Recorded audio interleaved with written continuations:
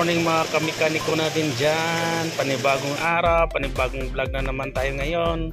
Ayan po, mayroon po tayong gagawin na Nissan Orvan 3.50 diesel engine. Hindi po siya nag-i-start. Yan po, i-testing natin. Hindi po siya umaandar. Ayan. Ayan po. I-testing natin gamit ang ating Diagnose Auto Scanner. Ayan po, titingnan natin kung anong trouble codes ang lumabas. Bakit ayaw umandar? Ayan na po. Ayan, at ang lumabas po ay P1610. Yan po yung trouble code niya na una, at saka yan yung pangalawa, P1612. Ayan po. Ika-cancel po natin or i-delete natin para makita natin kung ano yung matira na trouble codes. Yan yung permanent codes. Yan ang kailangan nating i-delete para po makita natin kung anong maging problema, bakit ayaw umandar. Ayan na po, dinelete na natin. At yan po ang permanent trouble codes nya, P1610 at saka P1612. Ayan po, dinayagnos natin, titry natin, isinesearch natin yan sa Google. Ang lumabas po ay ang kanyang immobilizer, key immobilizer. Ayan po yung sasusian, kulay black. Malfunction po siya kasi po hindi po siya normal, kasi dapat pag inon mo yung susi na nag-o-off yun kusa yung alarm niya.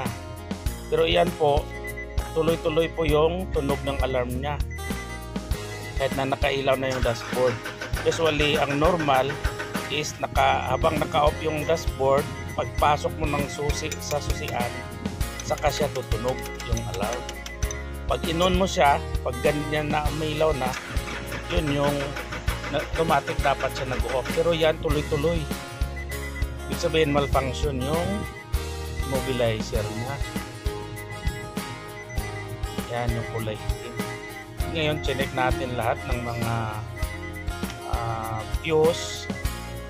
Okay naman, all goods naman lahat ng mga fuse, pati yung mga sensor, crank sensor, pati crankshaft sensor, may mga kuryente naman. Maliban lang ho dyan sa injector, yung wire ng injector, wala pong kuryente dahil po dyan sa immobilizer. Ang purpose po ng immobilizer is isa din yan siya na nakaprogram sa anti-tip. So ayan na po, i-delete na po natin yung trouble codes ng immobilizer malfunction. Yan P1610, P1612. Ayan, i-erase na natin yung code. At ayan, lumabas na ang yan, no codes are restored.